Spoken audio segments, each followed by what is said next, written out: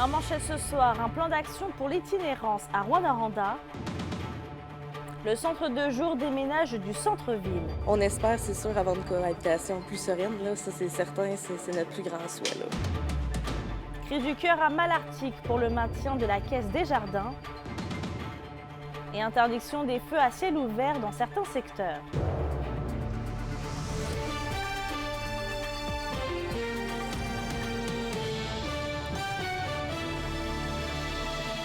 Bonjour tout le monde et bienvenue au TVA du 18h.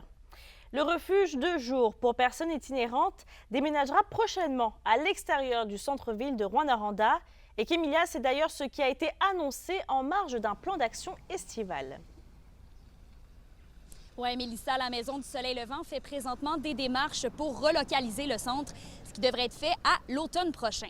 Donc, il y a plusieurs initiatives qui vont être faites durant l'été pour l'itinérance au centre-ville notamment.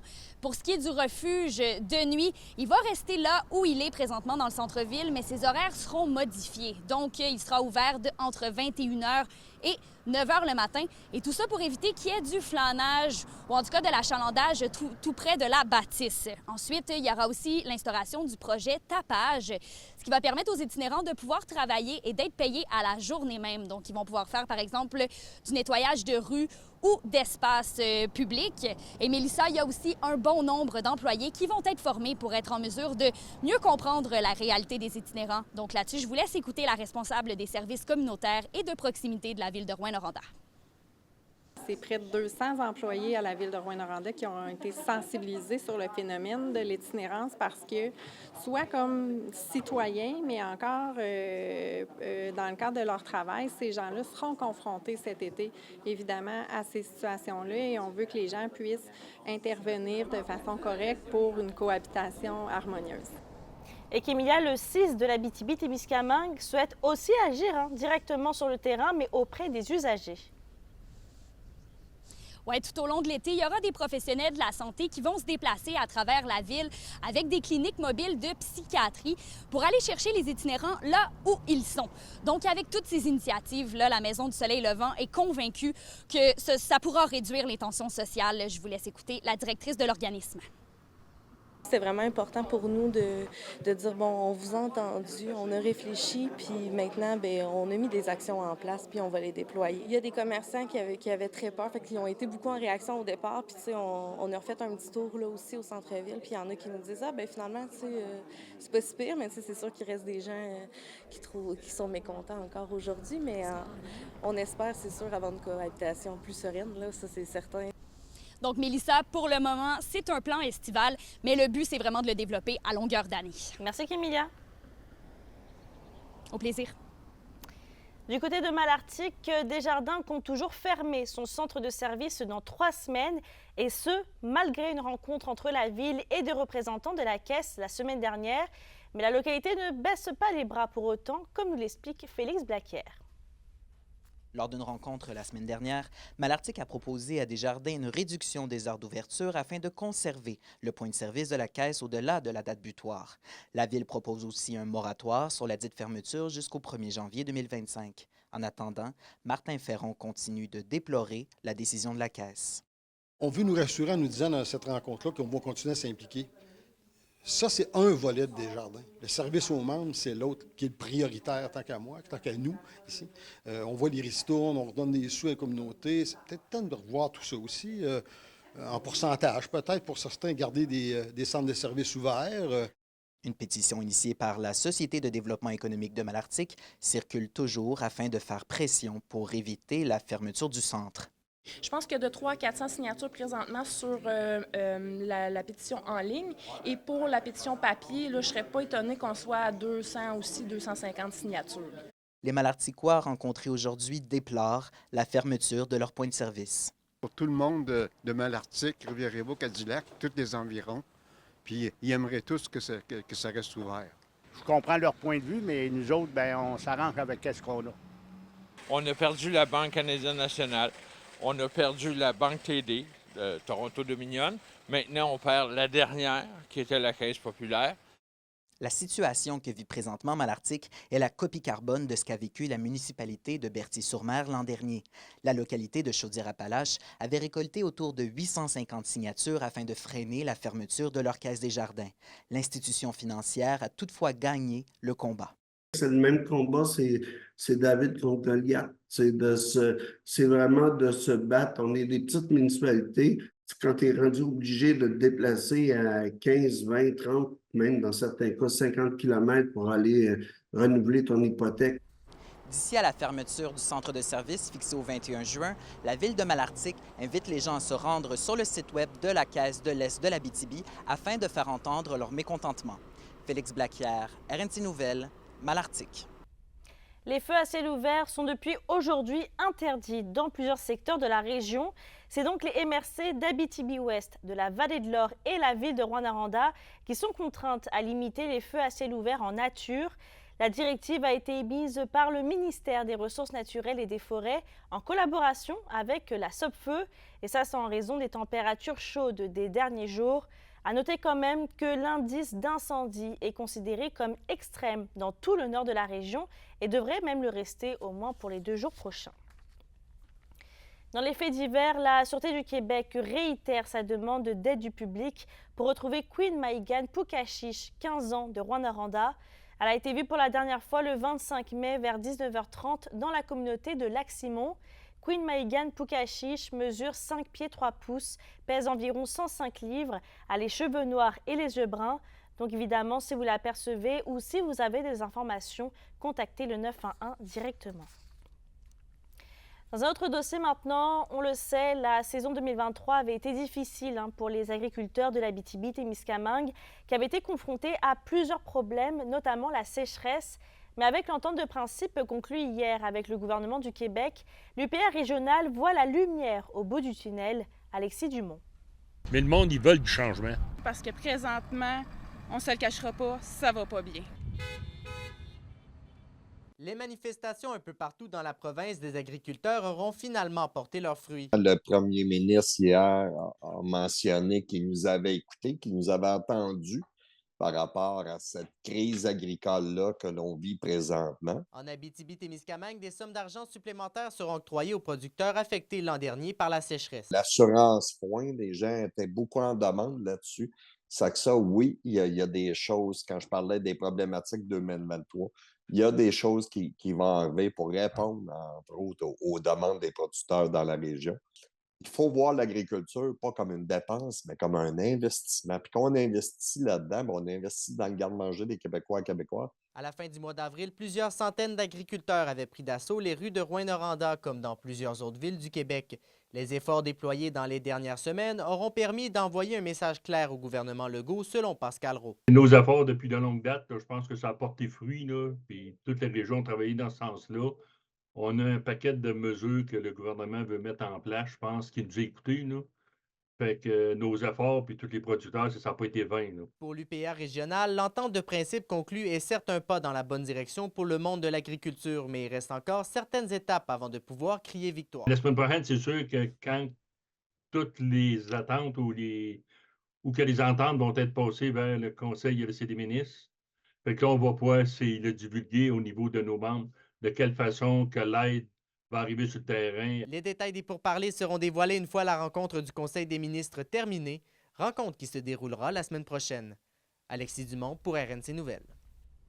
L'Association des professionnels de la construction et de l'habitation du Québec était en Abitibi-Témiscamingue aujourd'hui et la PCHQ débute une tournée provinciale pour atténuer la crise du logement, mais surtout pour motiver une relance. Yvon Moreau a rencontré le PDG et le directeur général de l'association. Je sens un sentiment d'urgence chez vous. C'est le cas? Bien, oui, évidemment. Comme vous le savez, il y a une crise de l'habitation. Il faut construire plus vite dans toutes les régions du Québec. Et évidemment, l'Abitibi-Témiscamingue n'y fait pas exception. Il y a des taux d'inoccupation anémiques ici aussi. Alors, c'est important pour nous de se déplacer en région puis de voir quel est l'état de la situation et de trouver des solutions ciblées et pragmatiques à cette problématique spéciale qu'il y a ici en Abitibi-Témiscamingue. Dans la région, le constat, on l'a fait, on connaît l'état de la situation?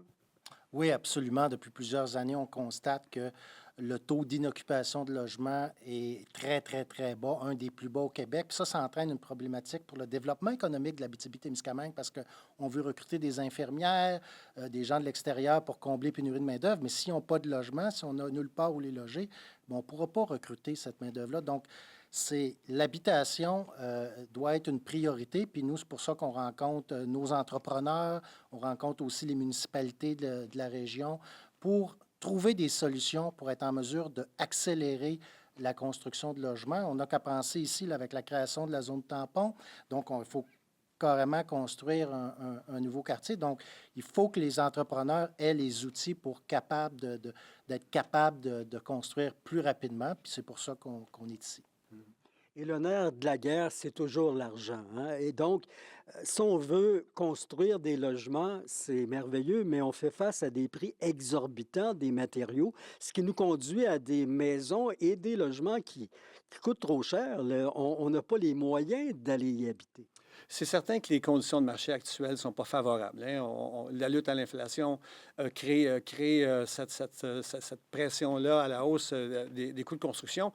Bien que le gouvernement fédéral ait apporté des mesures concrètes pour s'y attaquer, c'est certain que c'est un enjeu criant, puis il faut trouver des solutions tout le monde ensemble. Voir comment, à travers tous les nouveaux outils, puis les outils des villes, on peut, comme je vous le disais, d'aider les entrepreneurs en construction pour construire plus rapidement.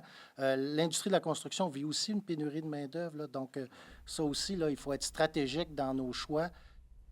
La ville de Val-d'Or souhaite modifier son approche vis-à-vis de la lutte au changement climatique. Et c'est pourquoi la municipalité en a profité lors de son conseil de ville d'hier soir pour confirmer l'ajout d'une nouvelle politique environnementale. Les élus souhaitent s'ajuster à la réalité de cette année alors que leur dernière politique environnementale datait de 2008. En 2021, on a créé le comité consultatif en environnement, donc on a recréé le comité consultatif en environnement qui a recommencé à siéger. On s'est inspiré des meilleures pratiques. Tant qu'à le faire, on veut le faire comme il faut aussi, donc on veut se doter d'une politique qui va être durable dans le temps. Donc on a pris les moyens là, pour s'assurer que ça fonctionne, que ça soit pérenne aussi. Donc on arrive en 2024 avec cette proposition-là. Ça devrait être fini là, dans quelques mois. Et d'ailleurs, toujours à Val-d'Or, à la suite de nombreuses plaintes de citoyens dans les dernières années, la ville serre la vis concernant ces règlements sur les stationnements. Les amendes pour le non-respect de la durée des parcomètres seront augmentées à compter du 12 juin. La ville réduit également la durée maximale des stationnements dans les rues de 72 à 48 heures. Une surveillance policière sera d'ailleurs mise en place pour assurer le respect des règlements. On passe à un autre sujet puisque la ville d'Amos évaluera prochainement les nouvelles délimitations de la ville advenant une fusion avec la municipalité de Saint-Félix de Dalquier. C'est la firme Géoposition Arpenteur Géomètre qui a été mandatée pour réaliser la préparation du plan et la description des limites de la nouvelle ville. Cette décision a été prise lors du conseil de ville d'hier soir. Et on reste à Amos puisqu'une entente de service a été conclue entre la ville et le groupe de recherche sur l'eau souterraine de l'UQAT. L'entente est évaluée à un montant de 69 000 $ et sera repartie sur 3 ans jusqu'en 2026. Ce partenariat permettra d'assurer un soutien professionnel en matière de suivi des eaux qui sont à proximité des puits d'alimentation de l'Esquerre Saint-Mathieu-Berry. Et au vu de son expertise en matière de gestion d'eau souterraine, le conseil de ville juge que l'aide de l'établissement d'études supérieures sera essentielle. Parlons santé maintenant, puisque des défibrillateurs seront accessibles bientôt dans toutes les écoles publiques du Québec. Une somme de plus de 3 millions de $ permettra de financer cette mesure visant à sécuriser davantage les écoles. Cette annonce a été faite aujourd'hui par le ministre de l'Éducation. Et bien que selon une étude menée par Québec, 93% des écoles secondaires en possèdent au moins un, cela n'était pas forcément le cas dans plusieurs écoles primaires, les centres de formation professionnelle et les centres de formation générale des adultes. Vos réponses à la question du jour TVA. Une présentation de la clinique infirmière Nord-Ouest partout dans la région. Nous vous offrons des consultations rapides avec des infirmières et infirmières praticiennes spécialisées et un nouveau service de téléconsultation. Contactez-nous pour plus d'informations ou visitez notre site web. Et à la question du jour, on vous demandait, trouvez-vous que les défibrillateurs devraient être plus accessibles dans la région? Vous avez répondu oui à 95%.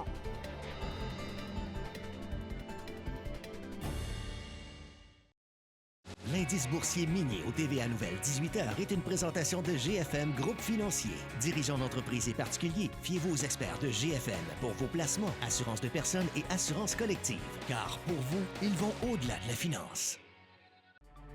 On est la gang des belles-sœurs, on se voit après la pause.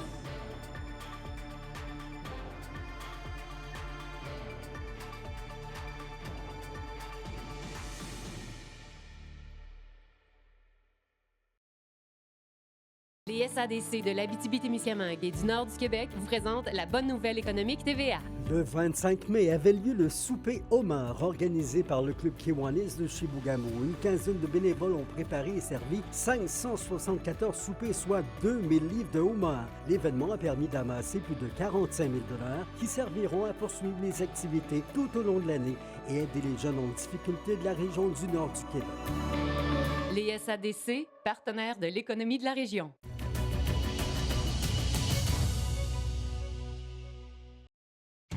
La chronique culturelle vous est présentée par Bruno et Jasmin Leclerc, denturologistes. Des cliniques à la fine pointe de la technologie pour vous servir à Lassar et à Amos. Justine, la 4e édition du Salon industriel de l'Abitibi-Témiscamingue est officiellement commencée. Vous pouvez venir jusqu'à 20h ce soir ou sinon toute la journée demain. Vous avez l'occasion de venir faire un tour. Il y a plus de 100 entreprises qui vous attendent ici à l'Arena Jacques-Laperrière pour exposer leur savoir-faire. Les exposants ont l'opportunité de présenter leurs dernières avancées technologiques, offrant ainsi aux visiteurs un aperçu des tendances et des meilleures pratiques de l'industrie. Le salon permet de contribuer au développement économique local et il favorise l'association des industries régionales et provinciales, surtout en régions éloignées comme l'Abitibi-Témiscamingue. Une grande fierté d'être ici. Nous, on est promoteurs de 6 salons industriels, dont l'Abitibi. Puis je pense que le salon de l'Abitibi-Témiscamingue a une raison encore plus importante du fait de la distance pour les entreprises. Donc, le salon permet aux entreprises d'ici de venir rencontrer leurs clients, de fidéliser leur clientèle d'une façon plus facile. Que nos exposants soient contents, que la qualité de l'achalandage y soit. Quantité, on aime toujours dire qu'on aimerait avoir 1000 visiteurs, mais l'important, c'est d'avoir les bons visiteurs. Et Justine, les élèves en art dramatique de 4e secondaire de l'école La Source à Rouyn-Noranda présentent ce soir les Belles Sœurs de Michel Tremblay. Ça fait environ 4 mois qu'ils travaillent sur leur production de Les Belles Sœurs, une des pièces les plus marquantes du Québec. Fait que c'est pas rien quand même. La pièce va être présentée ce soir à 19h dans l'auditorium de l'école d'Iberville au coût de 10 $. Je suis allée rencontrer les comédiens cet après-midi pour leur jaser, mais surtout pour savoir comment ils appréhendaient la soirée de ce soir. Là, ce soir, c'est soir de première. Comment on se sent? Stressé. Stressé? Oui, stressé un petit peu, mais aussi excité. Oui, c'est vrai. On a hâte de le présenter enfin là, au grand public. C'est un peu stressant, là, surtout pour une première expérience, mais c'est une bonne expérience à vivre. Des fois, j'ai peur de manquer mes répliques, là, mais ça va bien se passer. Ça va bien aller. On est tous ensemble. Ils sont derrière. Ça va bien aller. On est tous ensemble. Travail d'équipe. Qu'est-ce que ça représente pour vous ce soir de jouer dans le classique québécois Les Belles Sœurs? C'est un honneur. Oui, c'est un honneur. Ça représente beaucoup aussi parce que Les Belles Sœurs, ça a vraiment été la pièce qui a fait connaître le Québec. Il n'y a pas eu encore le film. Puis nous, on joue en étant jeunes comme ça. C'est spécial. Tu vois, il y a mes grands-parents qui vont être dans la salle ce soir. Fait que, je trouve ça vraiment cool de jouer quelque chose de leur époque. On a découvert en faisant la pièce que Les Belles Sœurs, c'était iconique dans le monde du théâtre, mais surtout en tant que Québécois. C'est notre culture, fait que c'est le fun de pouvoir la présenter. Mais c'est ça, on vit le temps que nos grands-parents vivaient. C'est comme le fun. Pourquoi les gens devraient venir vous voir ce soir? Parce qu'il n'y a pas tout le monde qui connaît Les Belles Sœurs, vu que c'est quand même vieux. Puis de pouvoir la montrer à notre génération d'aujourd'hui, je trouve que c'est cool. Fait que le monde devrait venir la voir. On a travaillé fort pour ça. On a travaillé vraiment fort. On a mis bien des efforts, le temps de pratiquer le texte, faire le décor, avoir les costumes, savoir c'est qui nos personnages, etc. Ça a pris beaucoup de temps. On est une belle gang. Oui. On est quand même le fun à regarder. Puis honnêtement, ça va être un bon show. On va avoir du fun, on va rire. Puis tout le monde va avoir du fun, autant nous sur scène que le monde dans le public. L'enseignante en art dramatique et metteuse en scène Michel Provencher est très fière de la troupe, mais surtout est fière de leur intérêt pour ce classique québécois. En fait, je ne savais pas forcément que ça existait. Il y en a quelques-uns que oui, parce qu'ils l'ont vu dans leur cours d'histoire et ça tombe qu'ils l'ont su pas mal en même temps qu'ils l'apprenaient dans leur cours d'histoire. Fait qu'en même temps, ça vient compléter un peu le programme de formation. Tu sais, ça fait faire des liens entre le cours d'histoire, le cours d'art dramatique. Ils étaient pas mal tous emballés parce qu'une fois qu'on se met à lire la pièce, c'est difficile de ne pas aimer la plume de Michel Tremblay. Elle est tellement divertissante, tellement bien faite aussi. T'sais, fait que c'est sûr que ça a été hyper facile là, pour eux de faire « let's go, on embarque ».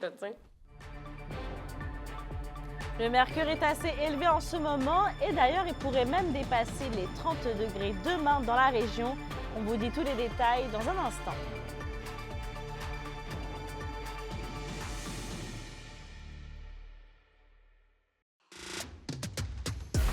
Les sports vous sont présentés par Thibaut GM, votre concessionnaire de confiance à Rouyn-Noranda, là où qualité et choix se rencontrent.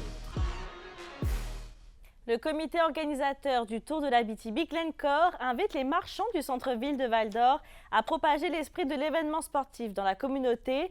Il lance donc un concours de décoration de vitrines qui permettra aux gagnants la chance de prendre place dans la caravane lors d'une étape du Tour. Les participants doivent afficher des images et dessins de cyclistes aux couleurs officielles du Tour, soit le jaune, bleu marine et blanc. Le concours se déroule jusqu'au 30 juin prochain.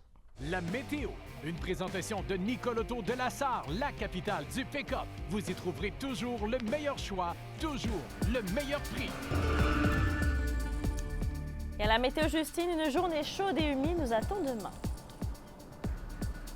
Oh que oui, les airs climatisés vont fonctionner de tout bord, de tout côté demain. Et ce soir et cette nuit en Abitibi-Témiscamingue, ça sera partiellement nuageux avec un minimum de 16. Demain en Abitibi, ce sera une alternance de soleil et de nuages avec un maximum de 31 degrés. Même chose pour le Témiscamingue avec un maximum de 30. Et un petit aperçu pour jeudi, bien le soleil nous abandonne parce qu'on va avoir de la pluie et un maximum de 19 partout dans la région. Alors demain, là, profitez du soleil et faites le plein de vitamine D. Ben oui, bonne idée. Merci, Justine. Je termine avec Malartic, puisque des travaux pour l'installation de bandes de recharge pour véhicules électriques vont avoir lieu, oui, je vais arriver mercredi, sur la rue de la Paix. Sur ce, je te souhaite de passer une belle soirée et on se retrouve demain.